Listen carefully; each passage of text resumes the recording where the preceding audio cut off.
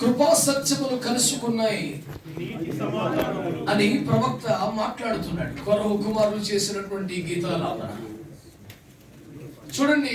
క్రీస్తుకు పూర్వం సుమారు 600 సంవత్సరాల క్రితం ఒక ప్రవక్త దైవ దర్శనము కలిగి ఒక ఆశ్చర్యాన్ని ప్రకటించాడు. కృపా సత్యములు కలిసిపోయాయి అని. దాన్ని ఎంత గొప్పగా ప్రస్తావించవలసిన విశేషం ఏమిటి? That is exact meaning of Christmas. What is actually Christmas is అని తెలిసే సందర్భం అది. సత్యం ఏమిటంటే మానవుడు పాపి కనుక నరకానికి వెళ్ళాలి, శిక్ష రావాలి. కృప ఏంటంటే ఎట్లయినా క్షమించి మరొక అవకాశం ఇవ్వాలి అనేది. న్యాయాధిపతి స్థానంలో దేవుడు ఆశీనుడై ఉంటే సత్యం ఏమని వాదిస్తుంది? పాపి కదా, నరకానికి పంపించాలని. కృప ఏమి కోరుతుంది? ఒక అవకాశం ఇవ్వకూడదా అని. ఇద్దరు న్యాయవాదులు తమ తమ వాదనలు గట్టిగా వినిపిస్తున్నప్పుడు, రెండు ఖచ్చితమైన న్యాయాలు అయినప్పుడు న్యాయాధిపతి ఏ నిర్ణయం తీసుకోవాలి?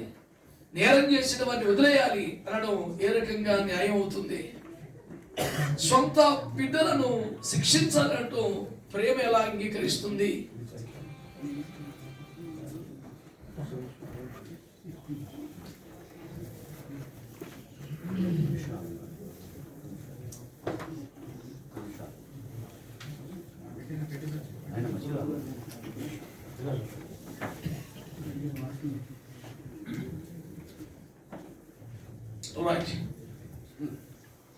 ఈ ఒక్క మాట దయతో మీరందరూ ఆలకించమని కోరుతున్నాను.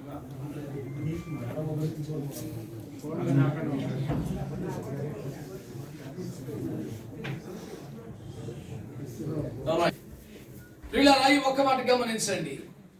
ప్రభువైన యేసుక్రీస్తు వారు నరావతారం ఎత్తి మహిమగల దేవుడై ఉండి అఖిల బ్రహ్మాండమును చరాచర జగత్తును పుట్టించి పూజించి పాలిస్తున్న వాగ్దేవుడైండి శరీరమును దాల్చి భూమి మీదకి రావాల్సిన సెలబ్రేటింగ్ క్రిస్మస్ అని ఒక్క మాటను మీకు జ్ఞాపకం చేస్తాను. మానవుడి యొక్క సకల పాపములు తన మీద వేసుకోవడానికి, శిక్షను భరించడం ద్వారా న్యాయాన్ని కంప్లీట్ చేయడానికి, శిక్షను తాను భరించి జరిమానా తాను కట్టి విడుదలను మనిషికి ఇవ్వటం ద్వారా అటు ప్రేమను గెలిపించడానికి దేవుడే నర రూపదాల్చి భూమి మీదకి వచ్చాడు. ఈ విషయాన్ని క్రీస్తుకు పూర్వం 600 సంవత్సరం దేవుని ప్రణాళికను దర్శనములో చూసి శిక్షము సత్యము శిక్షించబడుతుంది, కృపము క్షమించబడుతుంది. ఈ రెండు పరస్పర భిన్నమైనవి, రెండు కలిసిపోయి రాబోతున్నాయి. ఒక ఎక్సైట్మెంట్ తో ప్రాఫెసీ చేసాడు. You know what is the exact meaning of Christmas is? రెండు పరస్పర విభిన్నమైనవే కలిసి రావడమే క్రిస్మస్ అంటే. క్రిస్మస్ పేరు చెప్పి సెలబ్రేట్ చేసి ప్రపంచానికి సంతోషాన్ని పంచాలని ప్రయత్నించి ఒక్కటవ్వకపోతే it has no meaning at all.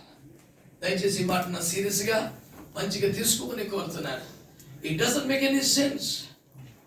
ఈ మాటను బాగా తీసుకోండి. అందరూ దైవ సేవకులే కనుక నేను మీకు ఈ మాట మనవి చేస్తున్నాను. కృపా సత్యములు కలిసిపోయాయి. సామెతలు 16:6 ఏం చెప్తోంది? కృపా సత్యముల వలన దోషములకు ప్రాయశ్చిత్తం కలుగుతుంది. శిక్షించాల్సిందే సత్యం మాట్లాడితే క్షమకు అవకాశం లేకపోతే అసలు ఆరాధించడానికి ఆనందించడానికి ఏముంది? మానవుడి పాపము యొక్క శిక్షను తాను భరించి సిలువ రుధిరము కాల్చడం అంటే జరిమానా కట్టడం, మరణములోకి వెళ్ళి మరణ వేదనలు భరించడం అంటే ఆ శిక్షను కూడా పూర్తి చేయడం. అంటే న్యాయాధిపతి ఇచ్చిన శిక్ష ఏమిటనమాట? జరిమానా, ఎన్నాళ్ళు జైలని. రెండు యేసు క్రీస్తు ప్రభువు సిలువ మీద భరించారు. ప్రాంతము, రాష్ట్రము, దేశం ఉంటుంది, దేవునికి ఉంటాయి, మానవులందరూ ఒకటే కదా. కనుక సకల మానవాళి పాపమును తాను భరించి ఇటు సత్యమును శిక్షగా తాను నెరవేర్చి కృపను మనకివ్వటం ద్వారా కృప సత్యములు కలపటమే.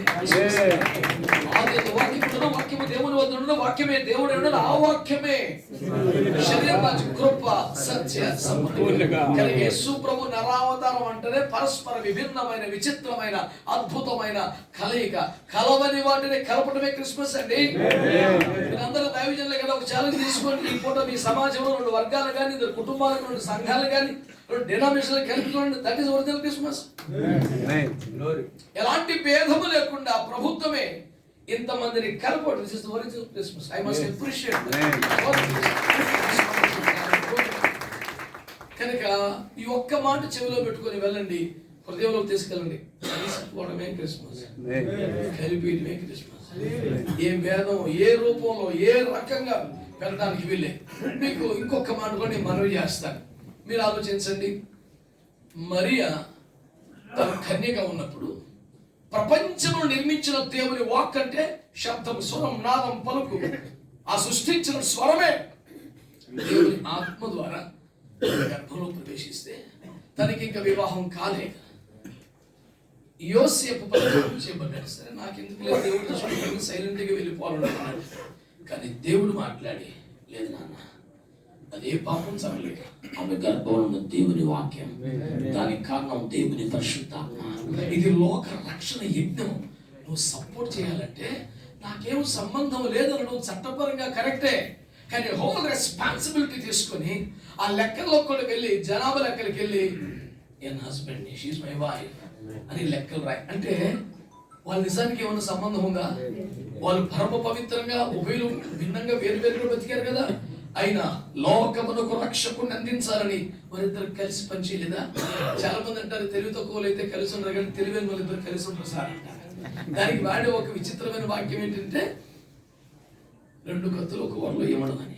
కానీ జ్ఞానులు 2 సంవత్సరాలు నడిచారు. వాళ్ళందరూ a group of voice from east, వాళ్ళందరూ జ్ఞాన బృందం 2 సంవత్సరాలు కలిసి నడిచారు, కలిసి ఆరాధన చేశారు. కనుక జ్ఞానుడు కూడా కలిశారు. దూత వర్తమానం తెచ్చింది లోక 2. ఆ వర్తమానం చెబుతుండగా వెంటనే పరలోక దూత తైన సమూహములు ఆ దూతతో కలిసి పాడారు. దూతలు కలిసిపోయారు. ఏమంటే గొర్రెల కాపరులు కలిసి వచ్చి ఇంకా కలవకపోవడానికి మీకున్న కారణం ఏంటో దాన్ని నాశనం చేసి, రద్దు చేసి, ఇంకో బండి రద్దు చేసి, కలవడమే క్రిస్మస్, కలిసిపోవడమే క్రిస్మస్. కనుక ఇది లేకుండా హ్యాపీ క్రిస్మస్ చెప్తుంది హ్యాపీ కాదు. ఈ పేరు మీద అబద్ధం ఆడద్దు. ఏమన్నా మనసులో ఉంటే కూడా క్షమించేది. కృపా సత్యాలే కలిసిపోయింది. మరియు యోసేపులు కలిశారు, వాక్యము ఆత్మ కలిశారు, దూతలు కలిసి పాడారు, కాపర్లు కలిశారు, మనం కూడా కలిసిపోదాం. దీనికి ప్రభుత్వం చొరవ తీసుకొని అందరినీ కలిపి కూర్చోబెట్టిందంటే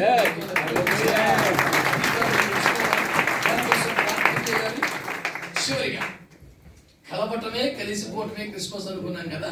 క్రీస్తు పూర్వం 480-560 మధ్య అహష్వేరోషు ఒక గొప్ప రాజు భూమిని పరిపాలించాడు. 127 సంవత్సరాలని ఏకఛత్రాధిపత్యంగా పరిపాలించాడు. అతనికి ఎరుక లేకుండానే ఆ ప్రభుత్వంలో ఒక కుట్రదారుడు జొరబడి 127 సంవత్సరాల్లో చదువుకున్న యూదులందరినీ ఒక్క దినముందే నాశనం చేసి ఒక కుట్ర చట్టాన్ని తెచ్చాడు. రాజుగారికి అవేర్నెస్ వచ్చేసరికి నష్టం జరిగిపోతుంది. ఏం చేయాలి? నేనే ముద్రేశాను కదా, నేనే సంతకం పెట్టాను కదా, ఇప్పుడు ఎట్లా చేతున్నబ్బా అని దిగులు పడ్డాడు. చివరికి దేశంలో 127 సంవత్సరాల్లో ప్రజలందరూ ఉపవాసాల నుండి కన్నీరు గచ్చి ప్రార్థనలు చేశారు. మన దేవుడు ఎవరు? ప్రార్థనలు ఆలకించాడు, అద్భుతం చేశాడు. ఆ కుట్ర చట్టములకు కారకులు తొలగించబడ్డారు. వారంతా కూడా సంపూర్ణంగా తీసివేయబడి దేవుని ప్రజలకు న్యాయం జరిగింది. అప్పుడు జరిగిన ఒక మాట చెప్తాను. ప్రభుత్వంలో రాణిగా ఉండి ఏలుబడి చేస్తున్న స్థాయిలో ఉన్నది ఎస్తేరు. ఈ బయట ఉపవాస ప్రార్థన చేస్తూ కన్నీరు కాస్తున్న దైవజనుడు మొదటి ఎస్తేరు గ్రంథం 8వ అధ్యాయం 8వ ఎవరు చదవగలరా? Can somebody read for me loudly? ఎస్తేరు 8:8 రాజు పేరుట రాయబడి రాజు ఉంగరముతో ముద్రింపబడిన తాకీదును ఏ మానవుడు మార్చు జాలడు. కాగా మీకు ఇష్టమైనట్లు మీరు రాజునైన నా పేరుట యూదుల పక్షమున తాకీదు వ్రాయించి. చాలండి, ఇది ఎక్కడైనా జరుగుతుంది సార్ చెప్పండి.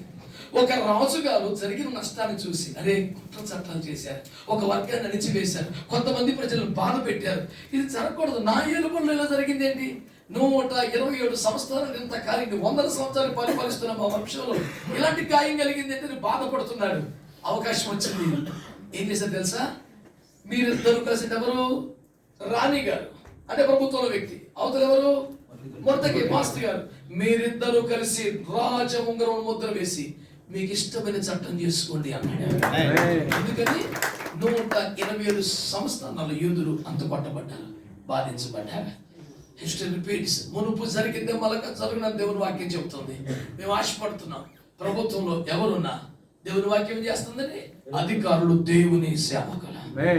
We treat you people as servant of the Most High, and we come to the presence of the get reverence to pray for you people, because we know and we believe and we announce that you people are elected and selected and appointed by God Almighty. Amen. And this is the reason we pray.